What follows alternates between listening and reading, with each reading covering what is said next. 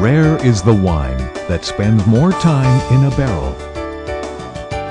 Rare are the vineyards that flourish in a more harsh and unforgiving land.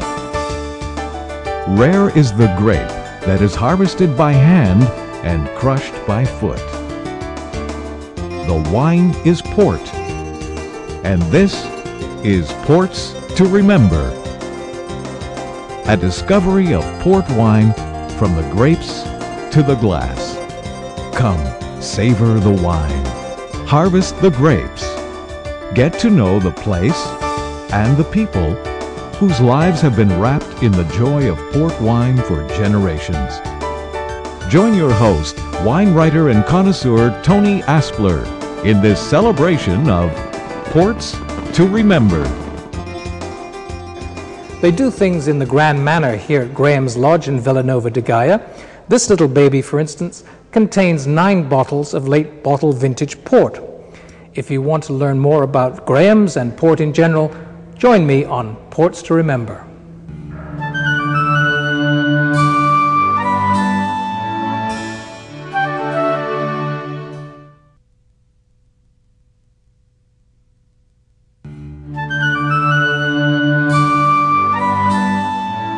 The Don Luis Bridge spans the Douro River between the cities of Porto and Villanova de Gaia, and it dominates the view from the gardens of the Graham's Lodge. Inside the lodge, I discover that the company's interest in port wine began with the payment of a debt. Welcome to Ports to Remember. Here I am in Graham's, one of the famous names of port, and with me are 2 of the principals, James Symington and his son Rupert Symington. I'd like to know something about the history of Graham's. Where did it begin? Well, the Graham's had a trading company in India, and then they started up an office in Portugal, and at one point they were owed some money, and that was paid in port, which they shipped to Scotland, to Glasgow, to the head office, and they were reprimanded for not having sent the cash rather than port, but the port actually sold very well, and so that's when the company got into trading in port, and that was in 1820. What sort of properties did they own, though? They had properties in the Douro, didn't they? Graham's had the Quinta dos Malvedos, which was laid out in 1890. It also had this lodge in Gaia, which at the time was a greenfield site, and with no expense spared, they constructed one of the finest buildings in the whole of Villanova de Gaia. Where does it stand today? I mean, we're here in the hills of Gaia, surrounded by other port lodges. It's one of the most magnificent, though. It must have been very expensive when it was built. Yes, Graham's purchased an old quinta, which had a fine house on it, and a large amount of land, which at the time would have just been fields farmed by local farmers. And the quinta was purchased, and the lodge built on these premises.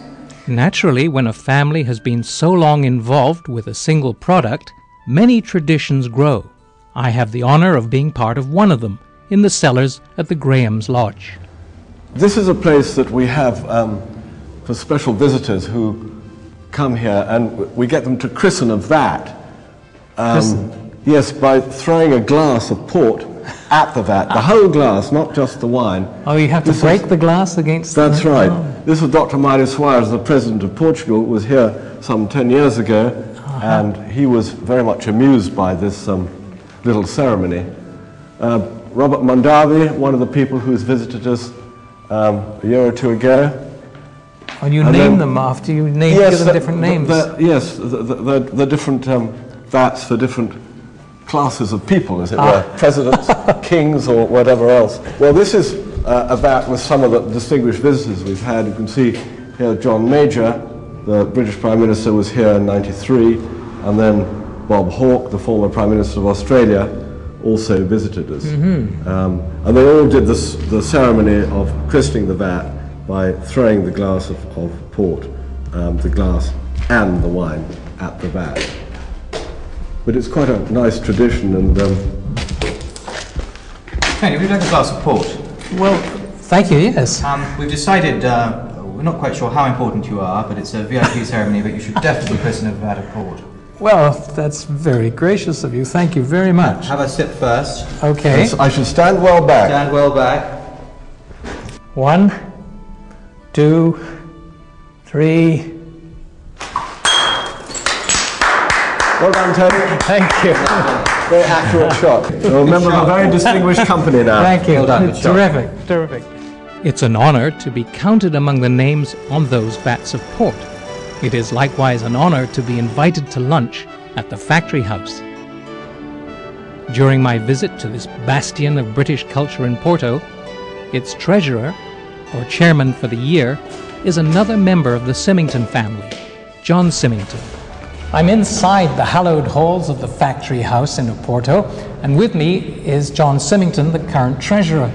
John, how did it come to be called the Factory House? Yes, the name isn't particularly attractive, as you say, but it comes from the word of factors, the factors or the traders. The British traders in the last 2-3 centuries, they would set up these factory houses where it was an association of British traders of all products, not just port. But today the factory house is a British association of port wine shippers. So it comes from being an association of other products, but today it really is just port. So it is a very industrial name for what is actually a very old-fashioned and traditional house. Now this gentleman here, he seems very significant. Yes, this is John Whitehead. He's British, and he was the British consul in Oporto. John Whitehead is a remarkable figure.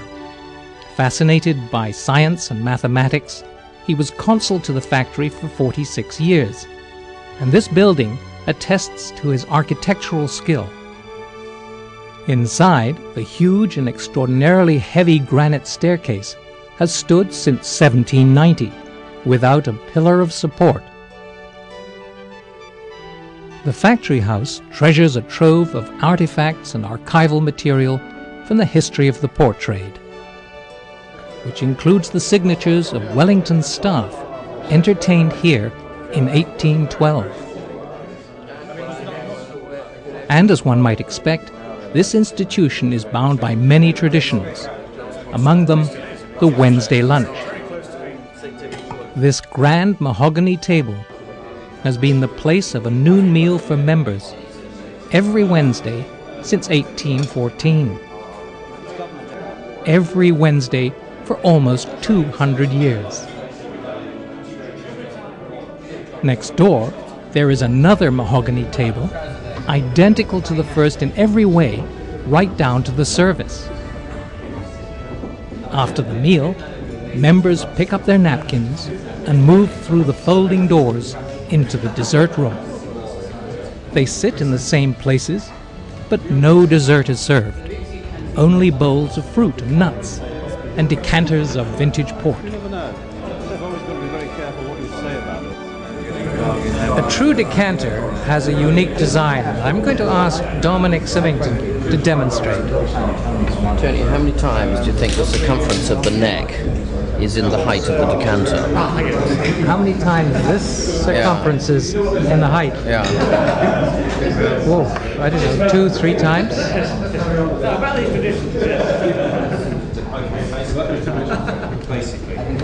So you're measuring the circumference? Measuring the circumference. Once. Good heavens. That's extraordinary. It's quite amazing. Why was it designed like that? I think that's just it's a tradition of true Georgian decanters. Do that. A real decanter will be that, and a half decanter, half bottle decanter, is exactly the same measurement. The lip is the height, and the only difference is a ship's decanter is 1.5 times. The ship's decanter has that very wide base. Yes. That's amazing. And of course, there are other traditions within this Wednesday convention. The properly dimensioned decanter of port, for instance, is passed from right to left around the table. And if it stays in front of one member too long, he's told that his passport is out of order, or he's accused of being the Bishop of Norwich, a cleric who never passed the port.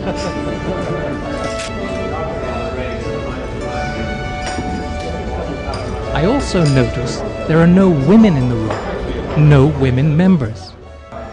The current ruling is that it is the British male directors of British companies in Oporto. Now, at the moment, there are no lady directors who have applied to become a member. And if that should happen?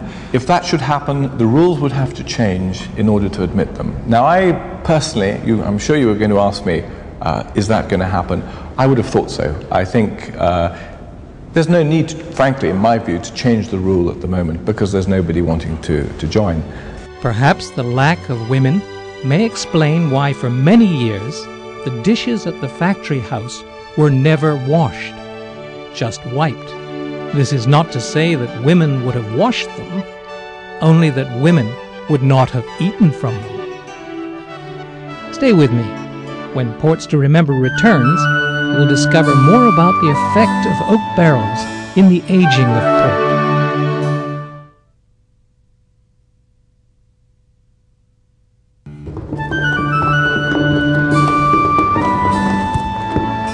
Some port are aged in barrels. They're bottled just before they come to market. Other ports are bottled at 2 years old, an age in the bottle.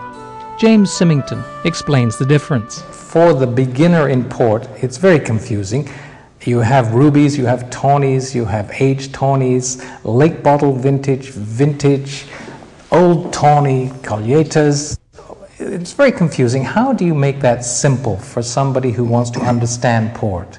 Well, I think the most important distinction is to draw a line between the ports that are matured in bottle and those that are matured in cask. The ports we have here today, the tawny ports, the late bottle vintage, 6 grapes, these are all matured in cask only, whereas the vintage ports are matured in bottle.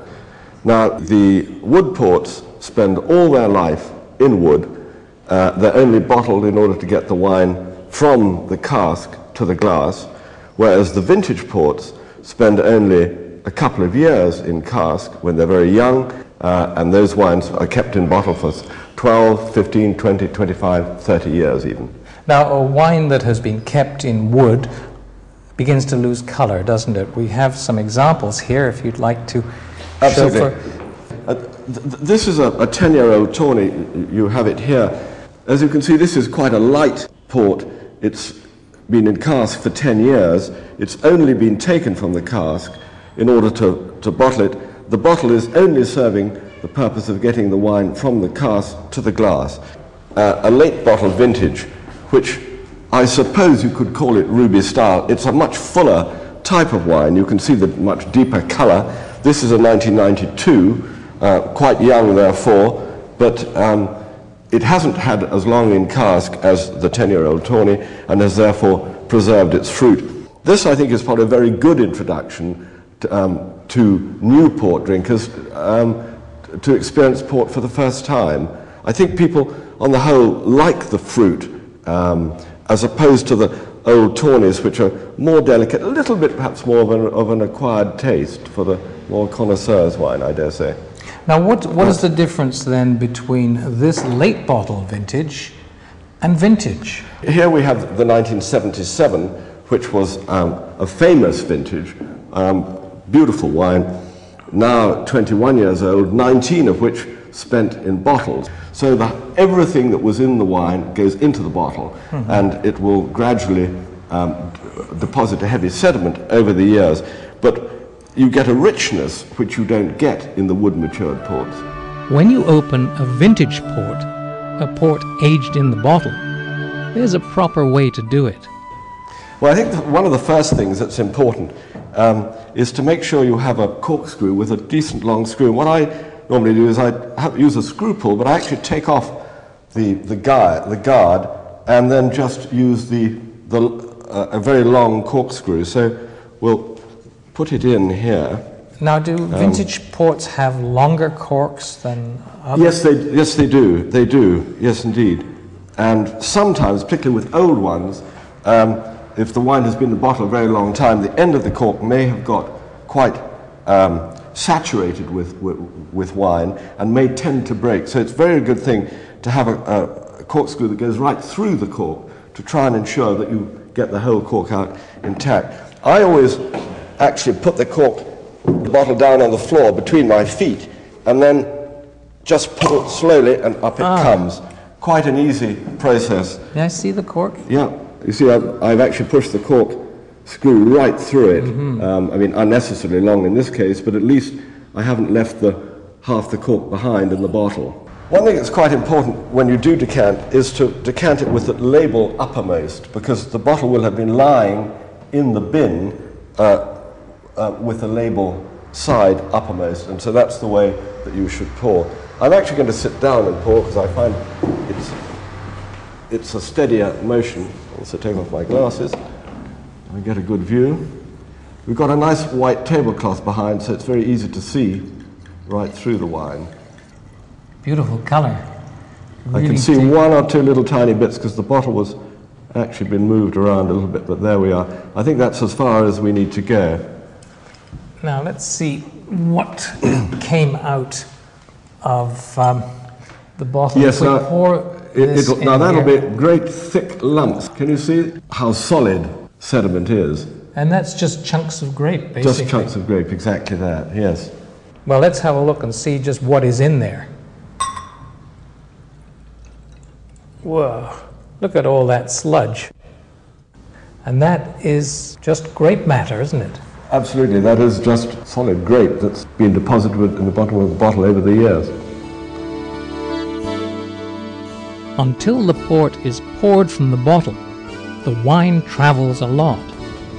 Its journey starts in the Douro Valley in northeast Portugal. The Douro Valley is about 3 hours by train from the coast at Vila Nova de Gaia, and somewhat less by car. It's a remote area where the train is often the only sound to break the silence. Quinta dos Malvados lies on the north bank of the river in the Upper Douro district, at the confluence of the Douro and the Tua rivers. The house sits astride a peak with a stunning view downstream. This is the heart of the finest port-growing district, where bitter cold winters and long hot summers produce exceptional grapes, and the cool, damp autumn produces fog.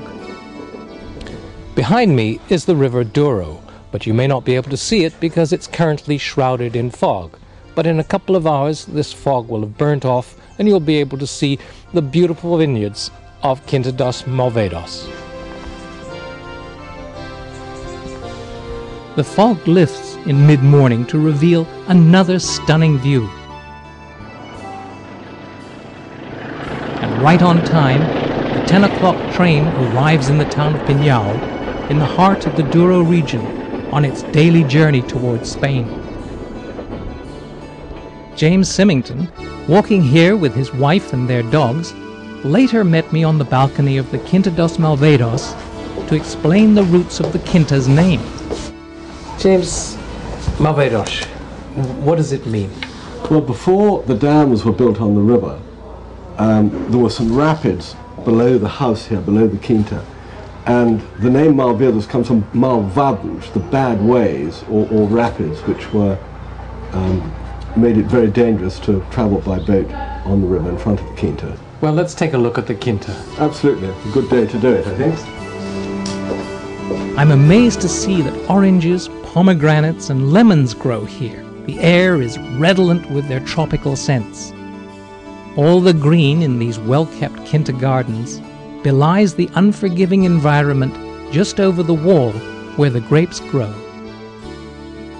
This is one of the most spectacular views of the Douro I have ever seen, but it does make you realize just how much work is involved, whether you're tending the vines or picking the grapes. I can only imagine walking up that hill with a load of grapes, time after time, day after day, till all the grapes are picked.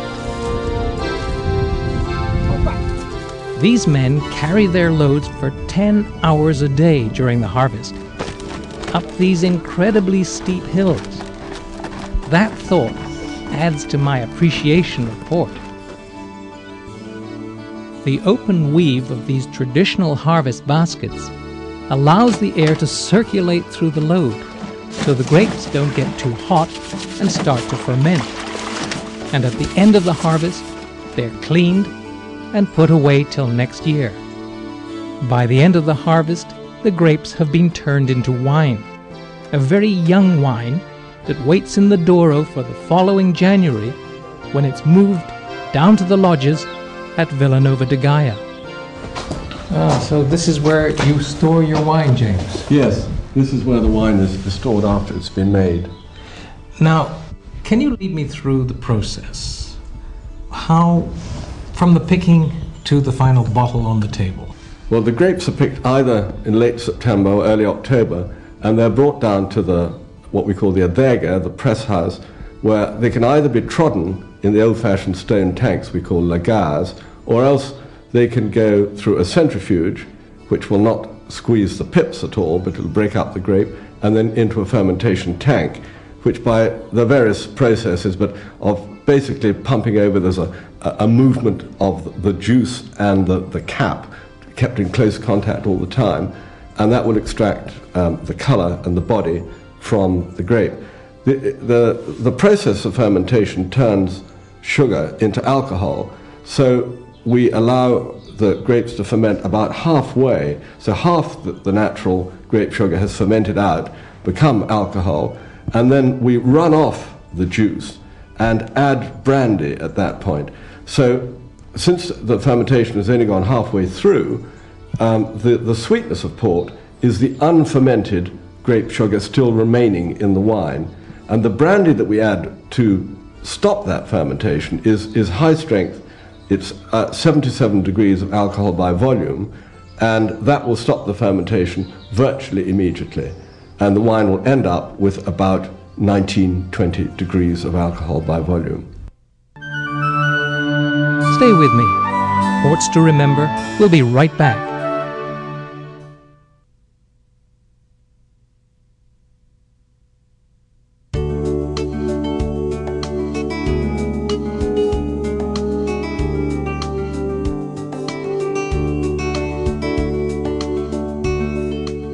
You can tell by the color that this is a vintage port, and vintage lasts virtually forever in the bottle, but once you've actually opened it and you've decanted the wine, make sure that you throw away the cork, because you won't need it again, because you have to really drink it within 24 hours. You've been watching Ports to Remember. Join me for the next program in the series.